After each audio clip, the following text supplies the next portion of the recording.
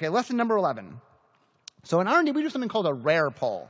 So we want to understand what impact our rares and mythic rares are going to have on our audience. So what do? We ask Magic players who work at Wizards, but not in R&D, to take a poll and give us their feedback. So each card's graded on a scale from 1 to 10. 1 means something you don't want to play with. 10, you'd be very excited to open it up. Okay, then we collect all the data, and we use it to figure out which cards we should keep and which cards we should change.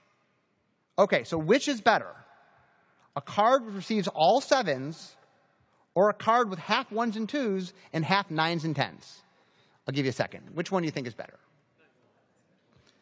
The second. A card with half 1s and 2s and half 9s and 10s. Why? Because we prefer cards that evoke a strong response, even if some of that response is negative. So it brings us to lesson number 11. If everyone likes your game, but no one loves it, it will fail. So my metaphor here is a blind date. So when you go on a blind date, you have a list of things you want, the things you're looking for. And at the end of the blind date, if everything is checked off on your list, but there was no joy in the date, there was no excitement, there was no passion, it doesn't matter that you checked off your list. There won't be a second date. You know, the blind date isn't about not having negative things. It's about having something positive.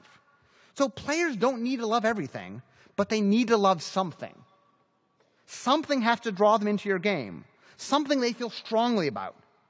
Now, don't worry that players will hate something. Worry that no one will love anything. Because things that evoke strong responses will most often evoke strong responses in many directions. Meaning that it's almost impossible to make players love something without making other players hate it. In fact, some players enjoy hating what other players love. So it's almost impossible.